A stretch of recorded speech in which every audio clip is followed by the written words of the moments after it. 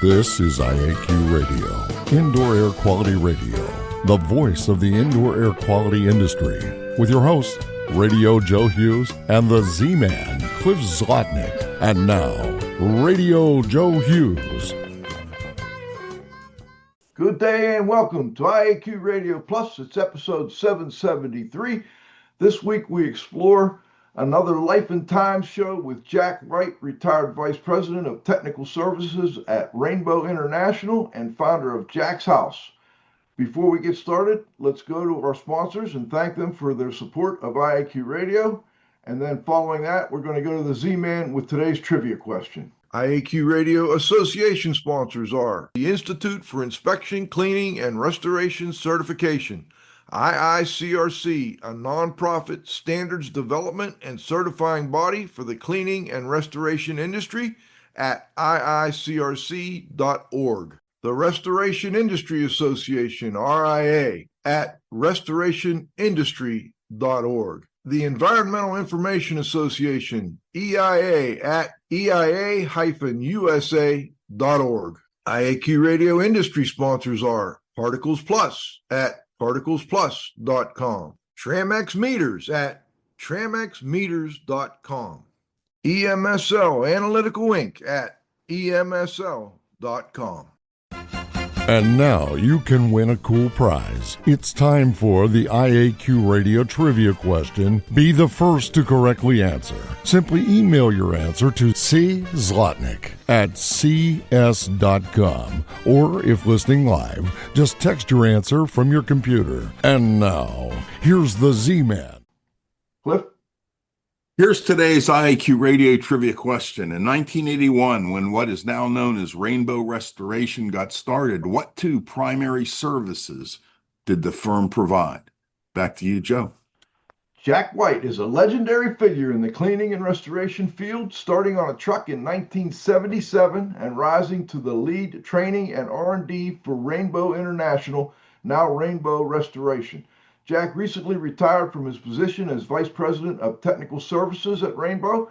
He was in charge of research and development, training, providing technical services and support for over 400 Rainbow International specialty cleaning and disaster restoration, domestically and internationally. Hello, Jack. Welcome back. It's been way too long, like 10 years since we've had you on the show. Glad to be back, Joe.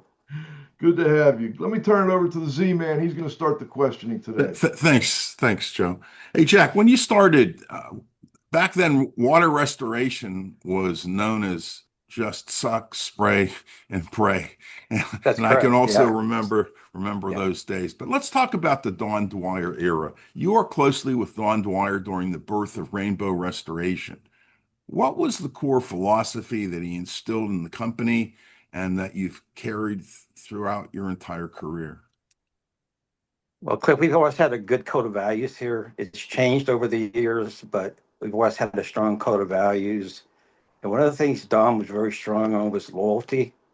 And we rewarded loyalty, and that's kind of how I moved up. I was very loyal to Don, very loyal to the company, and that's how I moved up the company over the period of time. So, cool. Well, during the award ceremony, when you received the Martin King Award, you were referred to as a cowboy.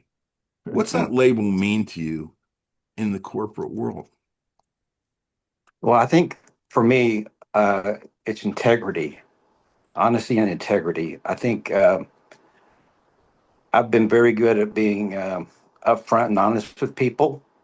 And I've done a good job, I think, with projects, and I've done a good job representing the company into the industry and to our franchise owners. So, okay, cool. All right.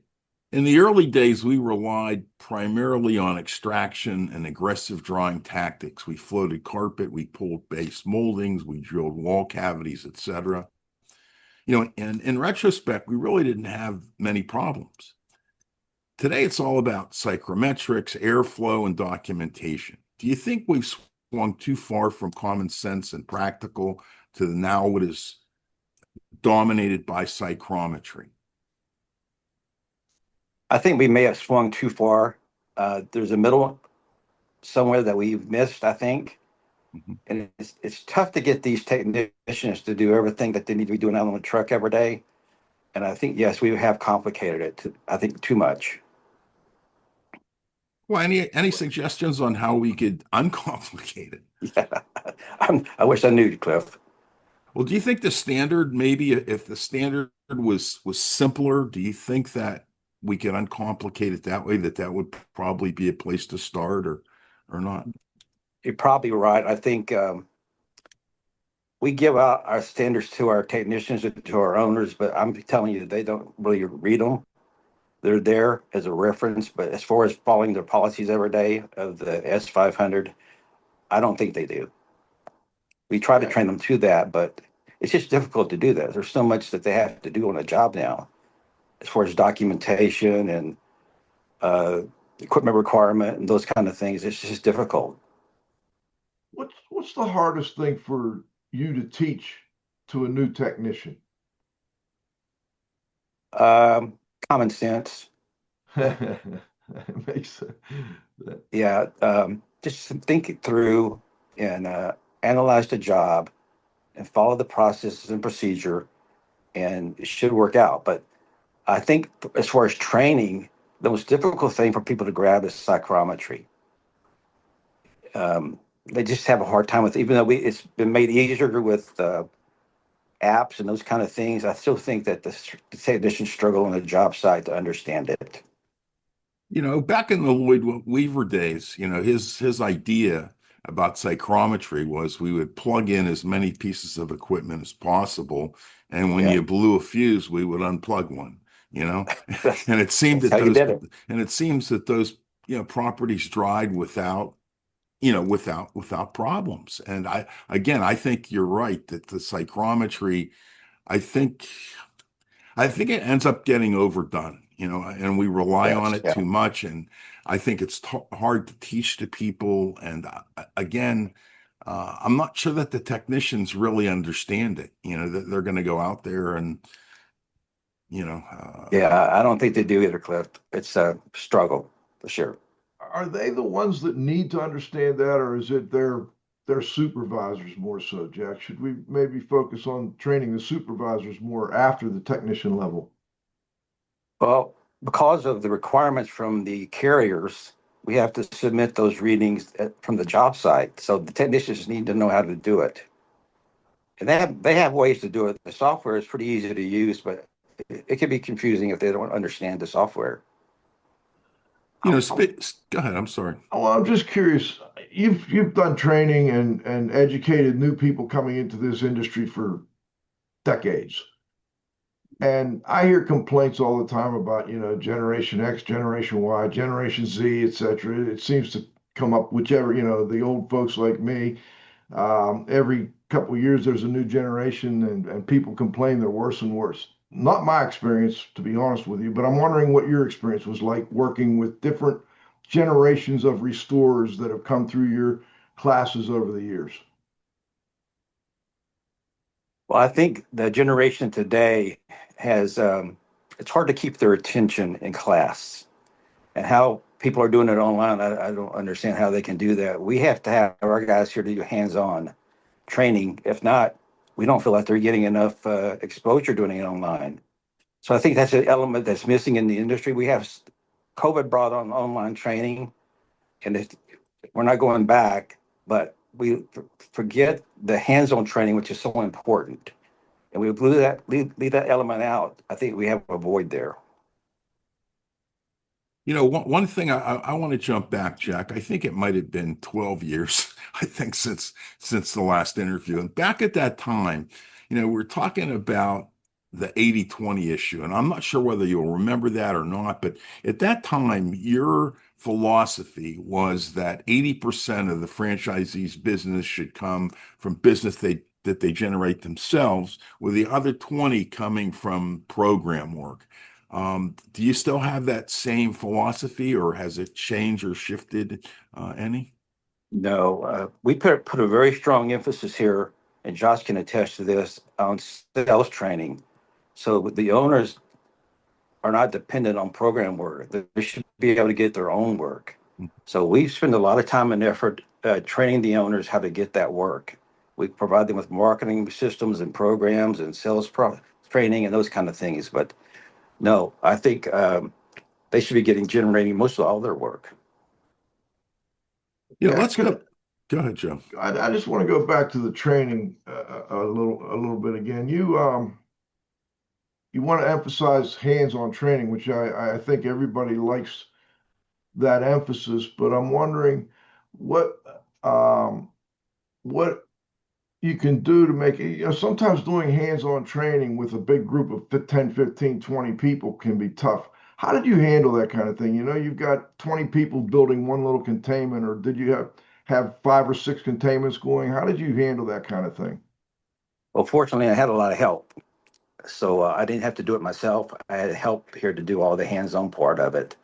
So we had multiple instructors in the house at the same time, training different teams of students to do the different tasks. What were the most important hands-on tasks that people seem to have trouble grasping? Moisture meters, moisture readings, those kind of things, making sure that materials are dry.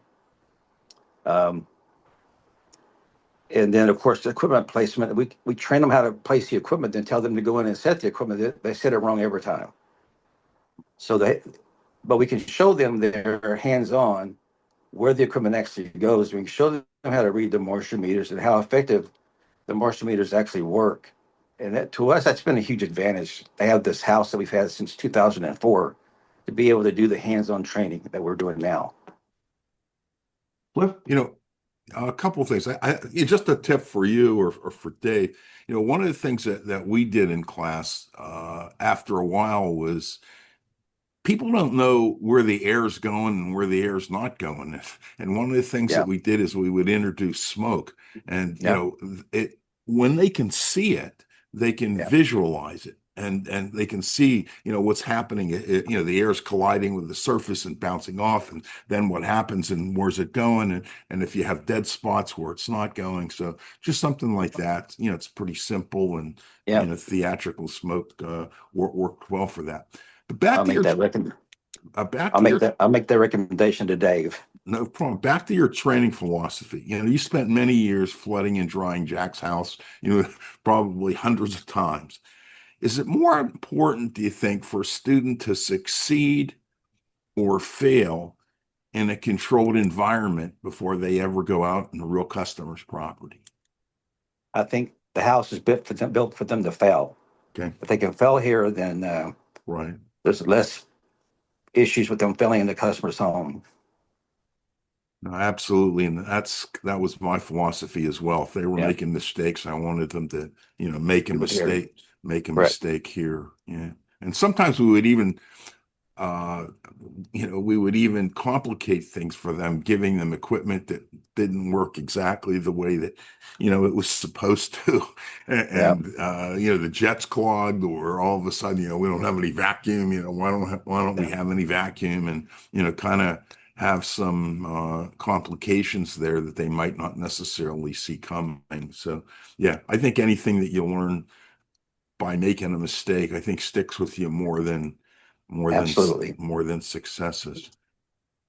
Jack, I'm wondering if you could tell our audience a little bit more about Jack's house and whether or not you got a lot of, you did your Jack's house before they were common in the industry. Now they're all over the place. Did you get a lot Correct. of pushback? That had to be, you had to spend some money to build that. Maybe you could describe the house a little for our audience and then talk about what it cost to do it and whether you got pushback or not.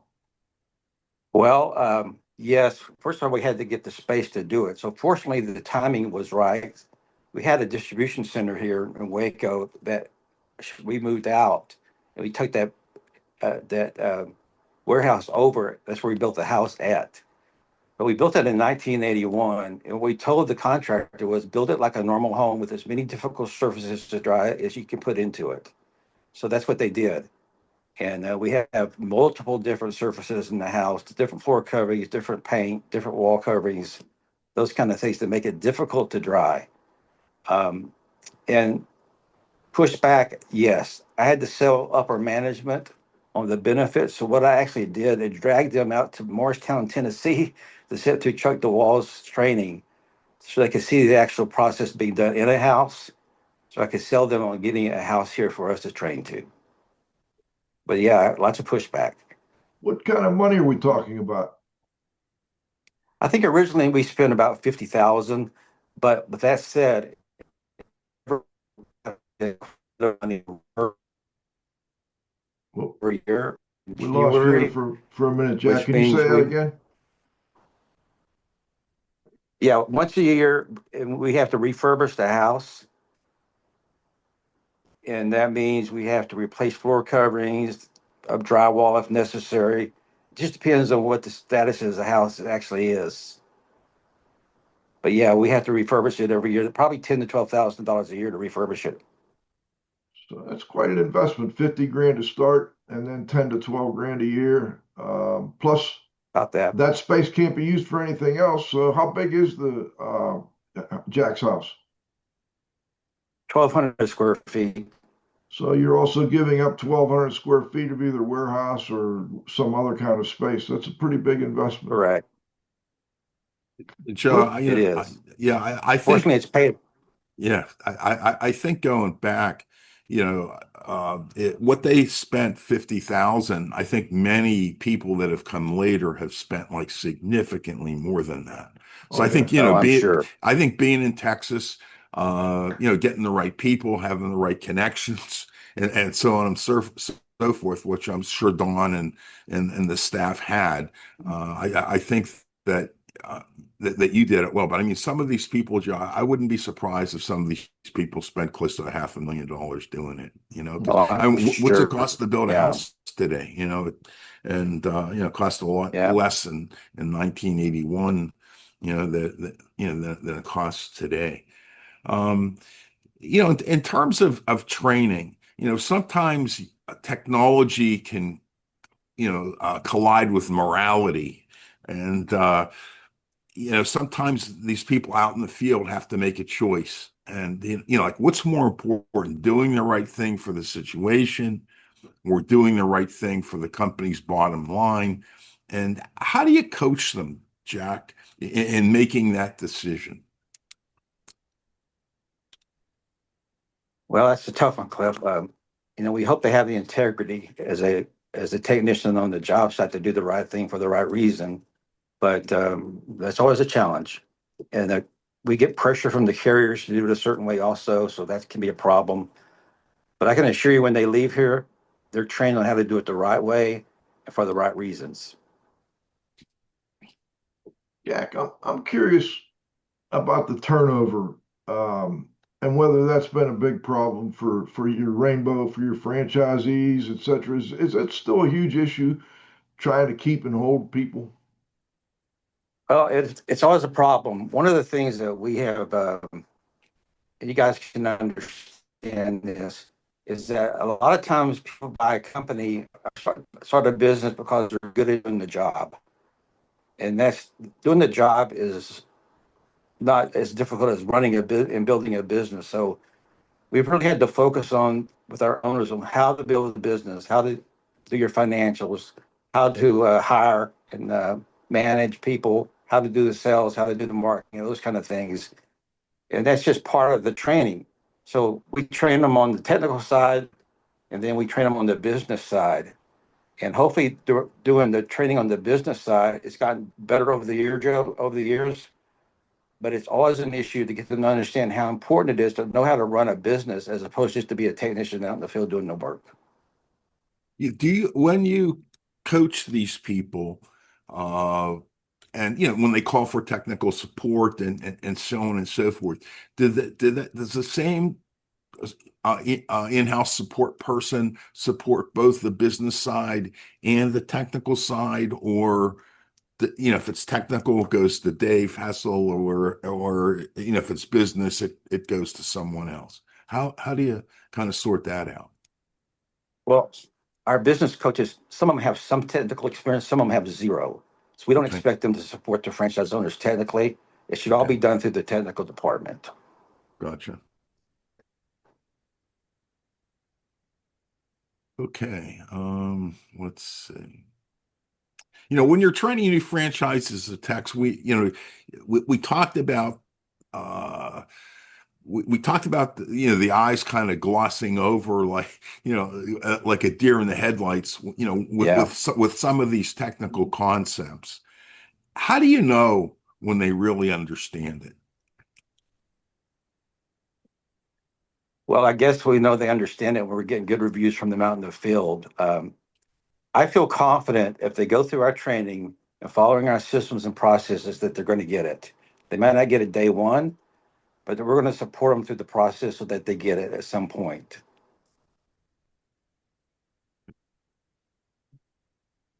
you know we have the technical side that the technicians have to deal with, and then we have this whole issue of the bedside manner. They have to deal with the customer, and it might be easier to teach someone to read a moisture meter than if you have a burly Hell's Angel kind of looking guy, Yeah. who we get cleaned up and into a rainbow uniform. How do we teach that guy to handle a homeowner who's just suffered a devastating loss? I don't know if I have an answer for that, Cliff. That's a challenge. Um, Hopefully, we choose the right person to put it on the job site. Right. We don't want we want the customer to feel comfortable with who's in their house doing the work. So hopefully, we don't hire any of those type people. And if we do, we can clean them up a little bit. They want to get cleaned up a little bit to do the right thing.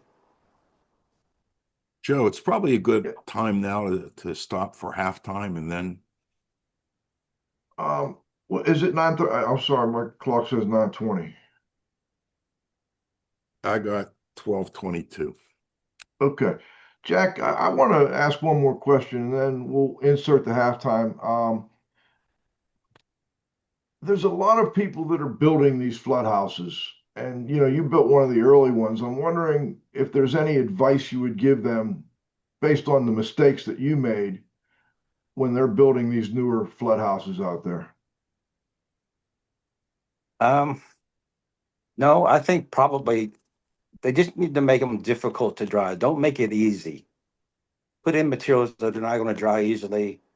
Make sure that you include a lot of different types of materials, cabinets, tile, hardwood, carpet, cushion, all the things that you're going to encounter on a daily basis. Not particularly every house, but they're going to encounter it at some point in their career. And does the one that you have done in Texas there, a lot of the construction's probably slab on grade. You probably get a little It, basement, you get some crawl space. How do you simulate like a crawl space when you're doing, I assume the home's inside. it's inside, and we do have a crawl space. Oh, you do? Okay. Yeah, a portion of the house is on slab, and another portion is on over crawl space. And that's a dirt floor?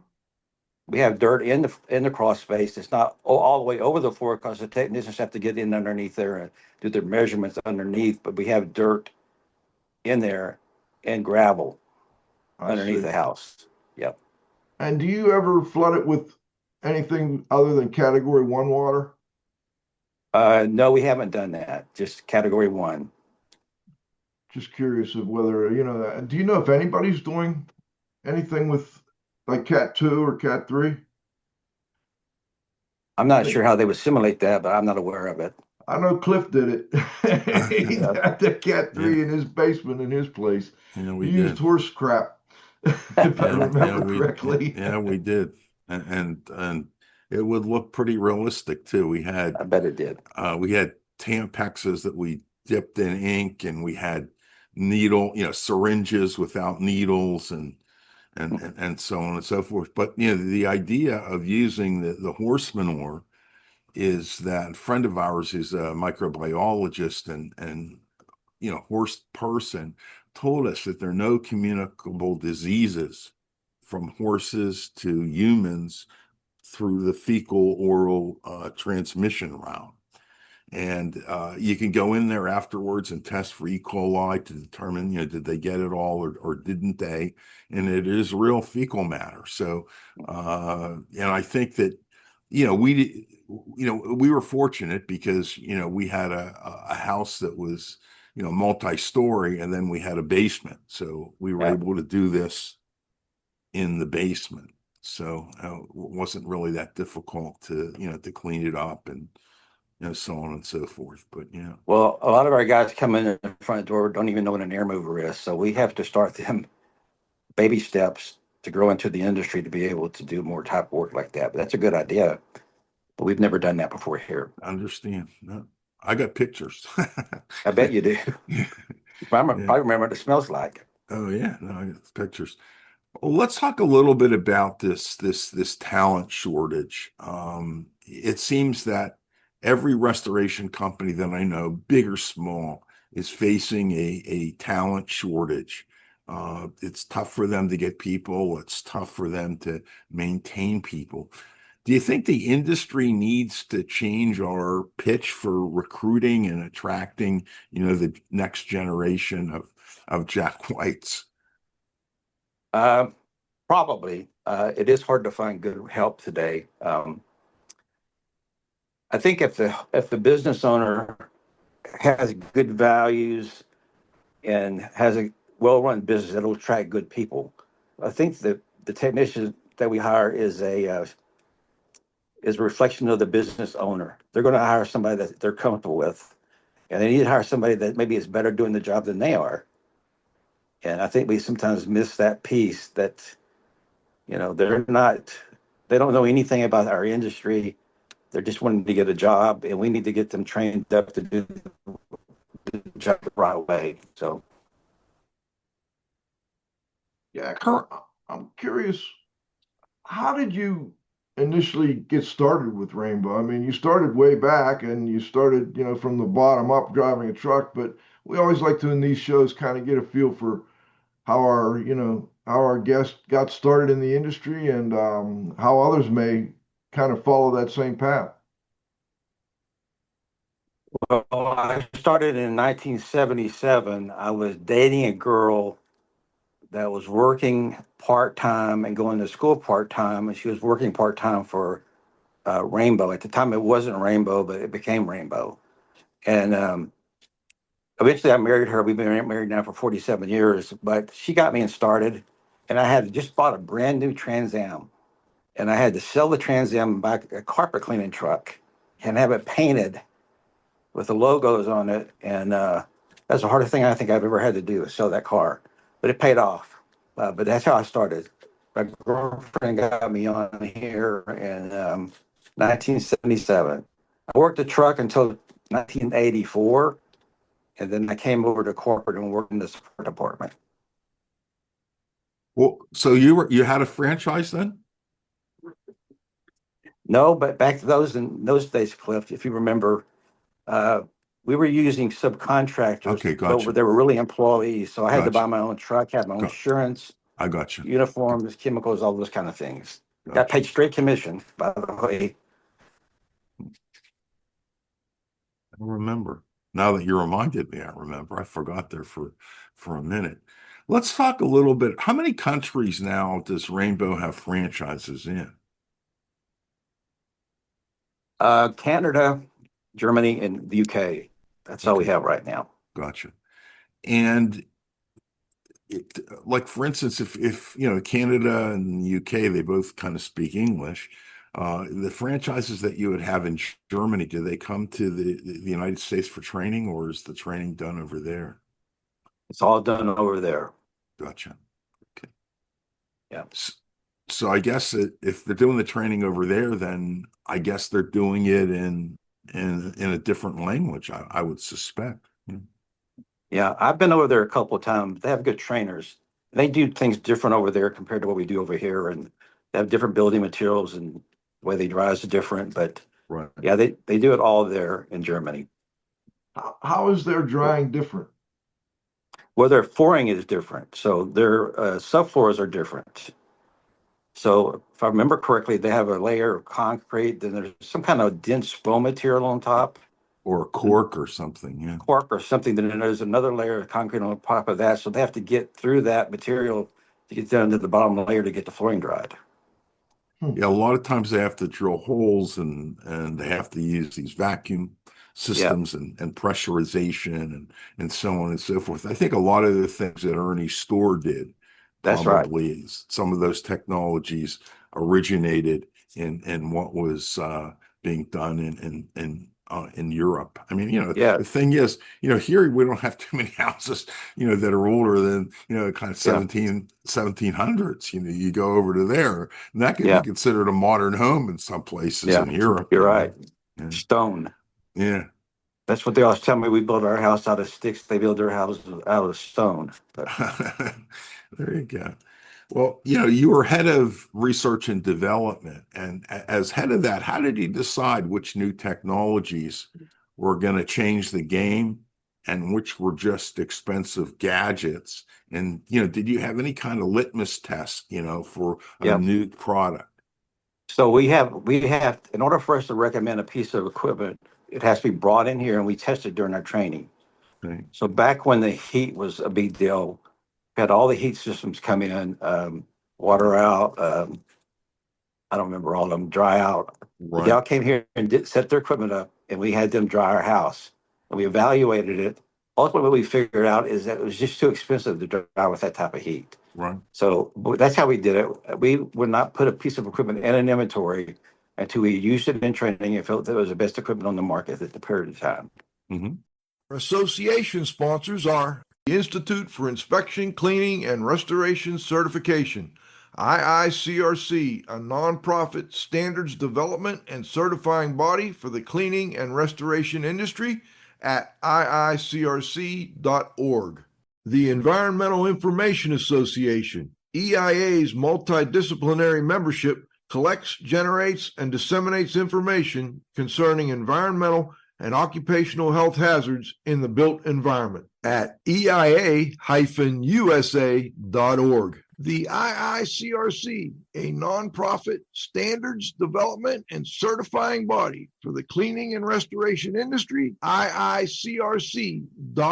The Restoration Industry Association, the oldest and largest nonprofit professional trade association dedicated to providing leadership and promoting best practices through advocacy, standards, and professional qualifications for the restoration industry at restorationindustry.org. Industry sponsors are Particles Plus, feature-rich particle counters and air quality instrumentation. Count on us, particlesplus.com. Tramex Meters, innovation in moisture detection and humidity monitoring systems since 1974 at tramexmeters.com. EMSL Analytical Inc., providing high-quality, full-service laboratory services since 1981. EMSL.com. Let's jump back a minute. I think back 12 years ago, one of the things that we talked about was that Rainbow had kind of, I guess, corporately or training-wise, shifted away from using antimicrobials on water losses. What's the position today? Has it changed? Has it come full circle, or are you still not using them? We're using them category 2 and category 3s, not category 1s. Gotcha. Yeah, for sure. And the other thing you mentioned in that interview, and that you were kind of early adopters of thermography, and the pricing's come way down. Looks like that was a pretty smart move. Yeah, we started thermography when the camera first became available. I remember having to pay $9,000 for a camera. I think now they get them for $100 or something. But yeah, we've had a thermal camera in our startup package for our owners since 2004.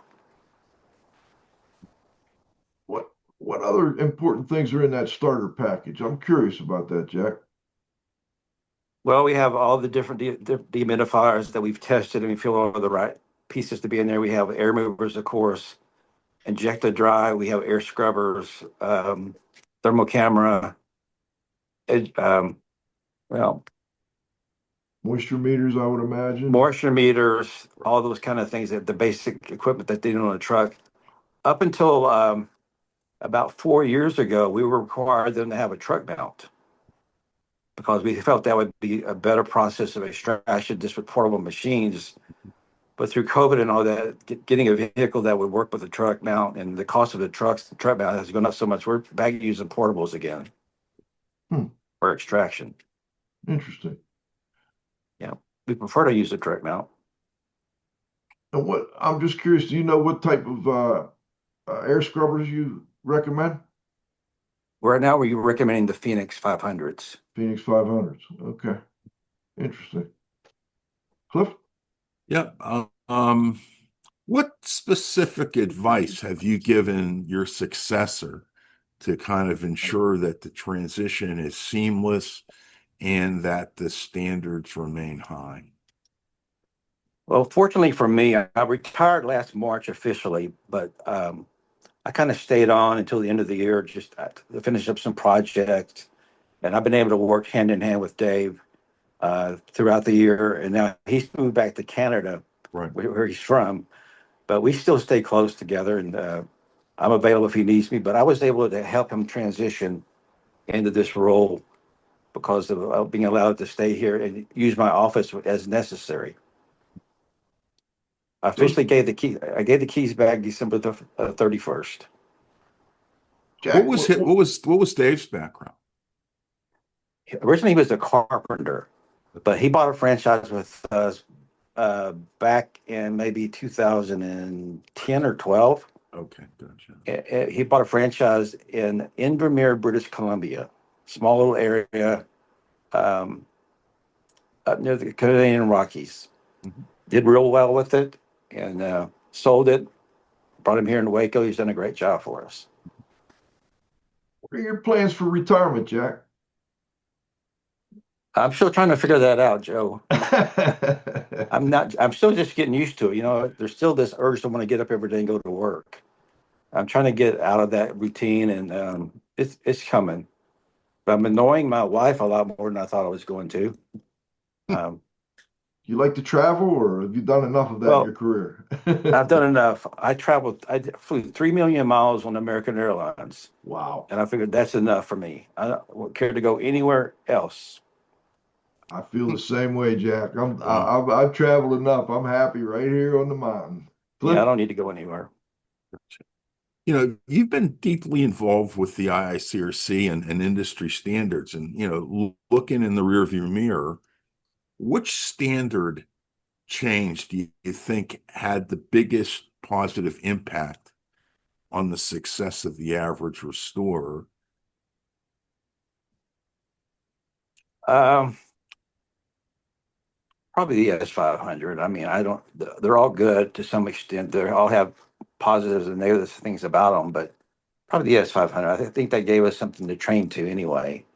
Okay. Um, we were able to back up what we were saying based on what was in the standard. Now we had to make changes to our training to some extent to comply with the standards, but you know, I think that's probably the best, the one that has benefited us the most.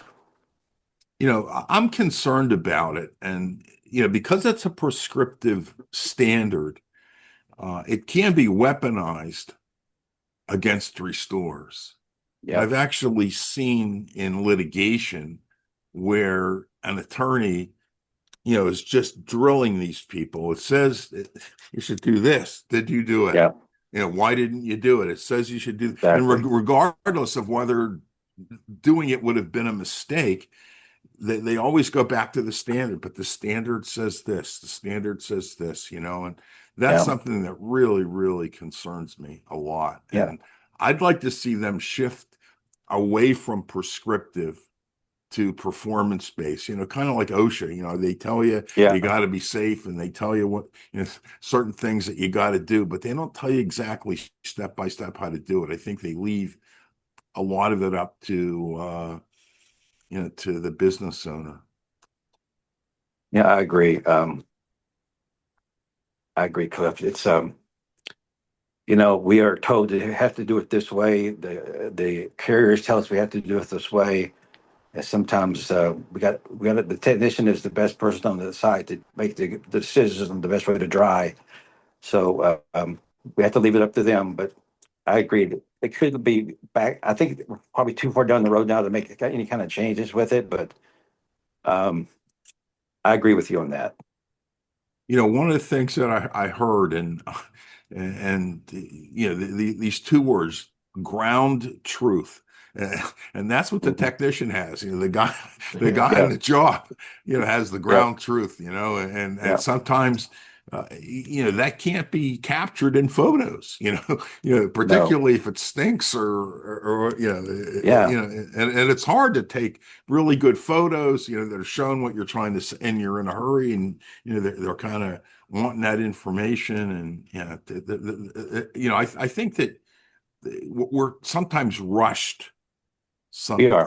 and I'd like to, I'd like to have a little bit more time, but let's talk a little bit about your preparation for requirement. What's the one golden rule of restoration that you would want to leave behind for people currently running those 2 a.m. emergency calls? Well, I think for me, Cliff, it's all about integrity. I mean, if they are able to go to the job site, represent the company well, leave the customer in better shape than it was they were before they got there, I think that plays a big role in them doing a good job and having a happy homeowner. Joe, let's go to the roundup.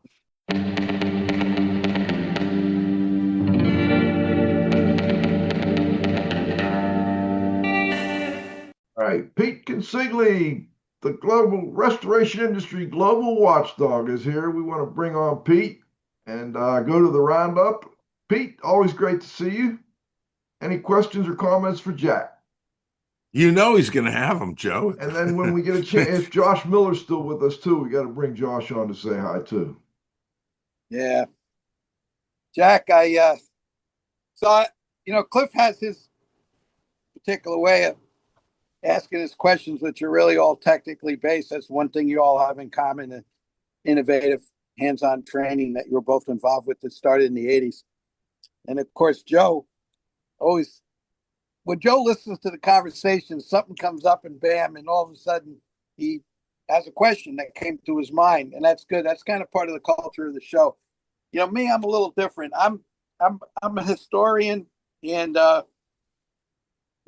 this show that we're doing with you is part of a series of shows we've been doing for years with people who've made their contribution to the industry and then move into their retirement years. So in some ways, it's kind of, this is your life kind of a thing. So I want to take a little trip down memory lane with you, Jack, if that's okay. Sure.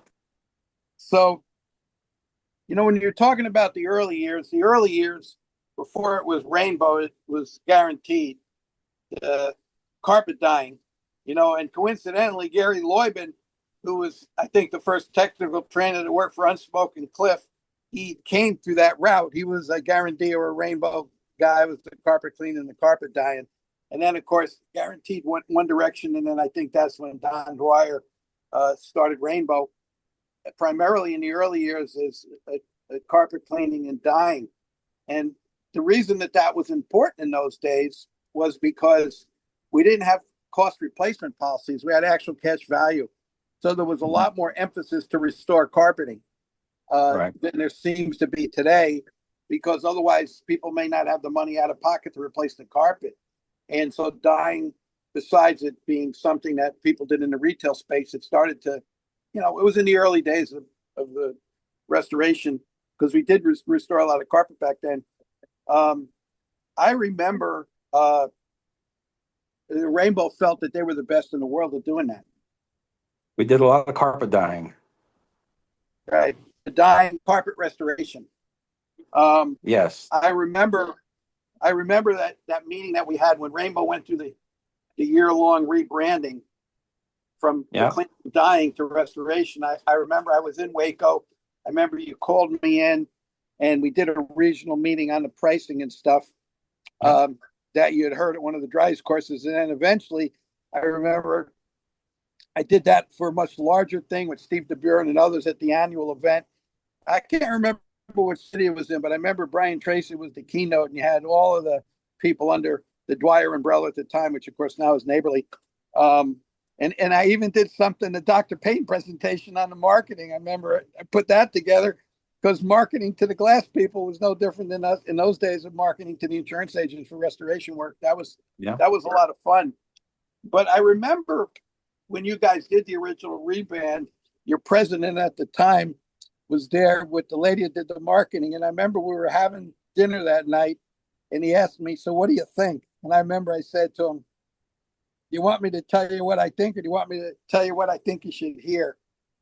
And I remember he said, well, tell me what you think. And I did. And we'll leave it at that. That was a off the record conversation that we had. And as things evolved, that's now you actually come full circle to becoming Rainbow Restoration as the main part, of the franchise business. I kind of agree with Cliff is that we probably don't restore as many things as we used to back in the day. And we tend to be more in the replacement business. And Right. There's probably a variety of reasons for that. I guess I have to admit my culpability in the psychometric era and getting so complicated because back in those days, Cliff, I have to do a mea culpa here, but maybe we can blame it on Claude. But, that was kind of part of the training that Dry's kind of led the charge on to get the industry to understand the psychometrics a little better. I remember I tried to make it as simple as possible. And I learned a lot from guys like Mickey Lee and others as we used to debate these issues. And I think we got to the point where we did make it too complicated. And a lot of our trainers didn't understand it. So it was hard to teach the technicians. And then we probably have went too far, Jack. So I tend to kind of agree with that. I don't know that it's gone so far that we can't back up a little bit to make it more simplified. I mean, what are your thoughts on that? Oh, I think we could probably back it up and make it easier. There's just so much. Go ahead. I didn't mean to jump in. No, I'm sorry, Cliff. So much requirements for our guys to be on every job and take the readings every time they go to the job site. All those things that we're required to do. And I don't think they get it enough to really understand what they're doing. They're just putting the numbers in like off the meters and not understanding why the meter's telling them what it's telling them. And that's where I think the challenge is at. I just spent a week I just spent a week with you in Florida, and it was really high level. It was all about water damage. It was all about drying. And one subject that really didn't come up, Pete, was psychrometrics. You're not going to get argument from me. And Pete, the only person that mentioned it was you in your presentation. And I think you said that people had to be familiar with it. But, I think that we've just gone so far overboard with it that there are other things that are more important, like the dew point and kind of that's where it is. So I think sometimes we get so involved with the technology that we kind of just get obsessed with it. And well, and look, you're right. I didn't mention much about it, except it's basically underlies the second law of thermodynamics. But the dew point was important. I remember first talking with Mickey about that. Munters was the first one that had introduced the importance of dew point, and we've started to come to realize how important it is. I think the big mistakes we made early on was putting all this emphasis on grains and specific humidity and not understanding the difference. I remember having a conversation with Lou Herman between absolute humidity, specific humidity, and then comparing the difference with relative humidity. Andy asked, the one thing I put in there that Andy said, he said engineers could care less about relative humidity. It's not important to them, but it's the single most important thing in drying for restoration guys is understanding, which RH is the underlying of water activity, is that you have to have, lower than 80% RH at the surface of material, or it's gonna breed, microbial growth. So I don't know that presentation which I put together, Cliff, to lay the groundwork really for people who really weren't familiar with some of those principles. And you're right. After that, we didn't need to spend much time in it, and we didn't. So, Hey, Pete, I'm going to ask you and Jack. I'm going to just make a comment. I'm not sure how many instructors the IICRC has that teach carpet cleaning, upholstery cleaning, and so on and so forth. I'll bet you more than 90% of those people do not know the difference between pH and alkalinity. You're probably right. Okay. Yeah. I mean, And the actual difference. I know what they're taught, and they repeat what they're taught, but they're not taught correctly. And yeah.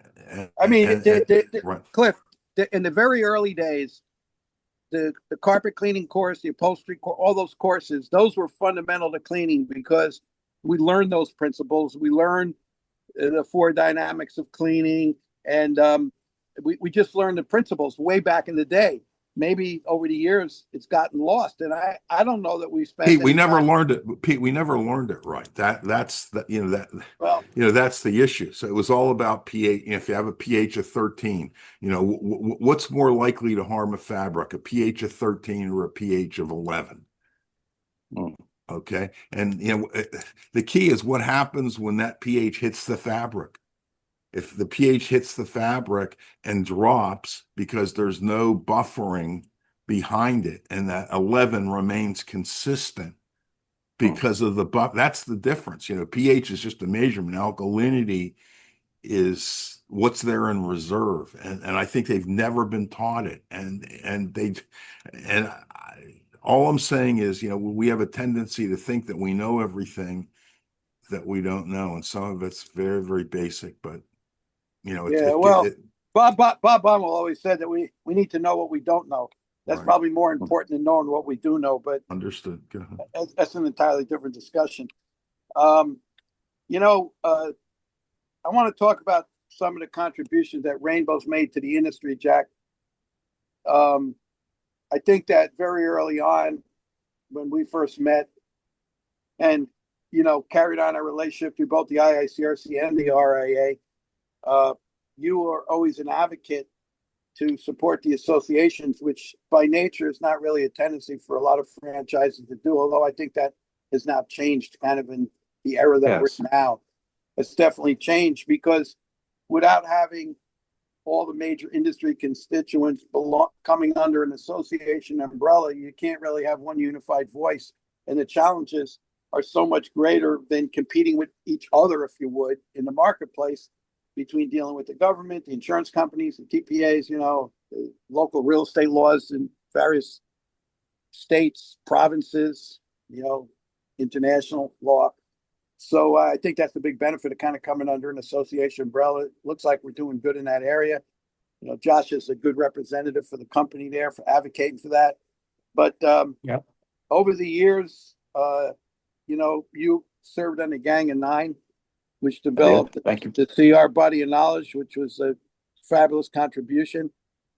I remember it was at an experience show when I gave the introduction presentation, everyone that we did it in your room from your computer. I think your wife stepped out of the room, but I remember she wasn't happy.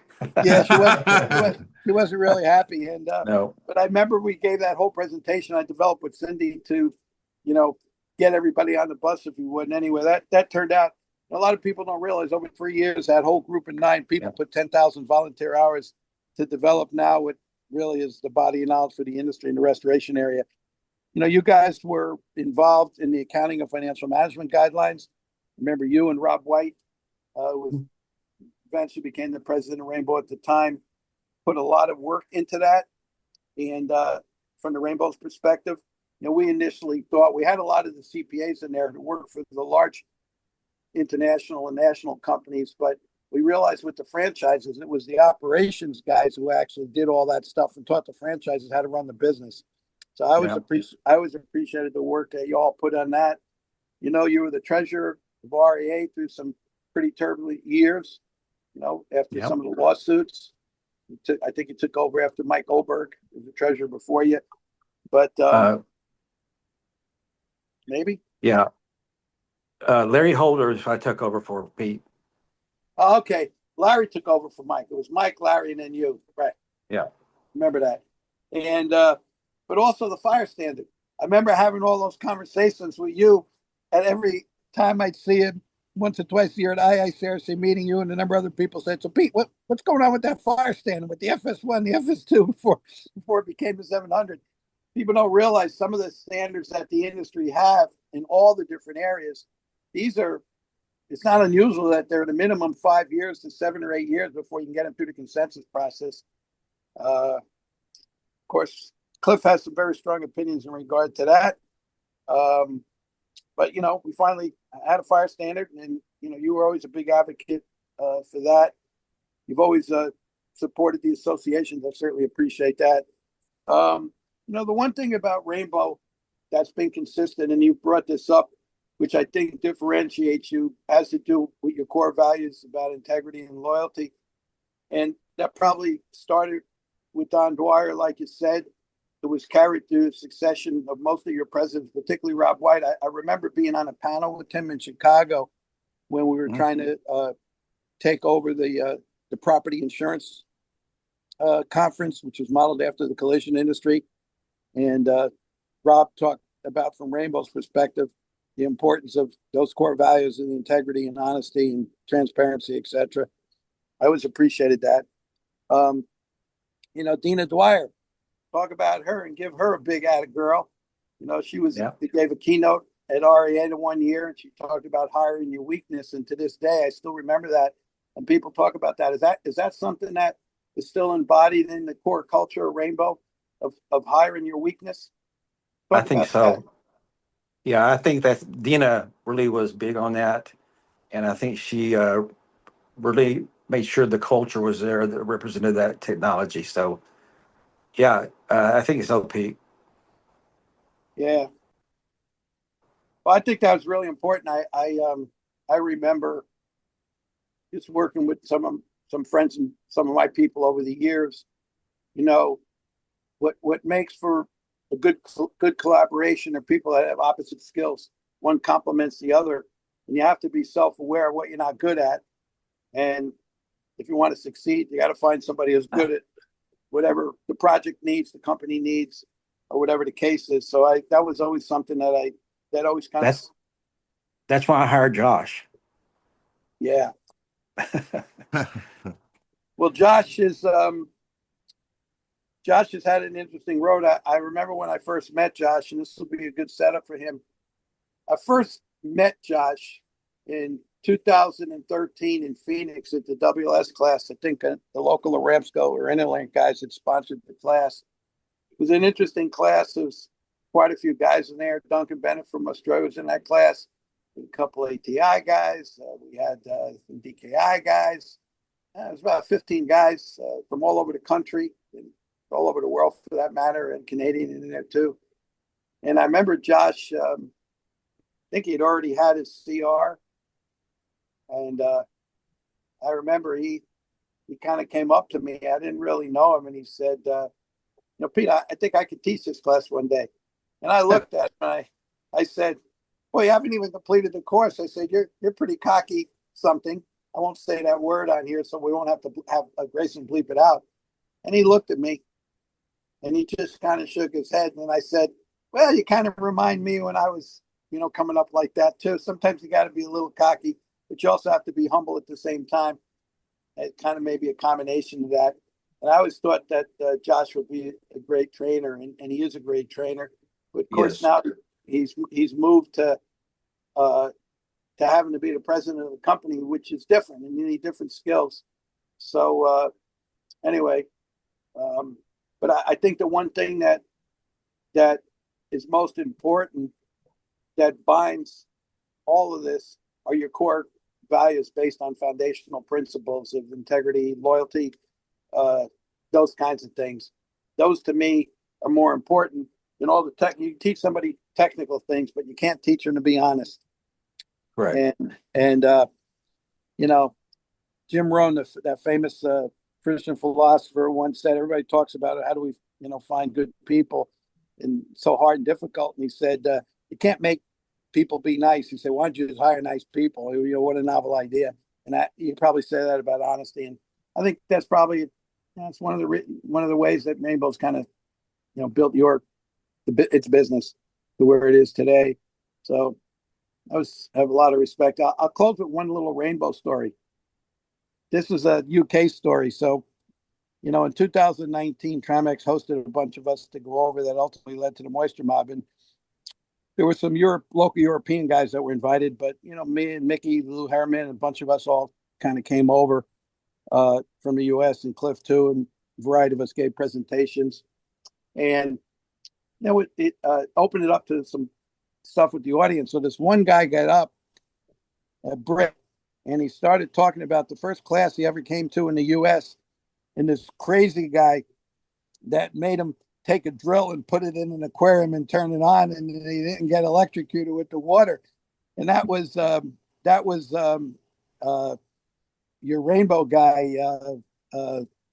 Gosh, what's his name? Rutledge. The guy I'm talking about from the UK. Rutledge. Yeah. Oh, Ron Rutledge. Yeah. Yeah, Ron Rutledge. He was the guy, and he got there in the middle of the room, and he was actually mimicking and demonstrating. And I remember because I did this with Cliff too, where he took the drill, he sprayed the unguent on it, he put it in there. He said, "Now you're going to get a little buzz, but don't worry, you'll still be alive, But now turn that drill on, press that drill, and it's going underneath there in the tank." And Cliff made me do it with the light bulb and the drop light, plug it in and unplug it, and the light would light up under there. That was the rite of passage before I could do some of the adjuster training that Cliff let me do way back in the day. And anyway, Room was there, and he still remembered to that day, and he paid the tribute to Cliff for that. And I thought that was such a riot. And I see him every once in a while post something on the social media. So I guess a lot of those early training days, he probably came over from influence from guys like you and others. So you need to go to this house in Braddock, Pennsylvania, and they flood the place and do all these kinds of things. And we had several classes there. Yeah. So anyway. Can we see is Josh Miller available? Yeah, I was just going to say, Jack, it's been a great ride. There he is. Let's bring in the man. What have you learned from this man here, Josh? Yeah, I mean, it's I've learned a lot. I owe a ton of my career to Jack.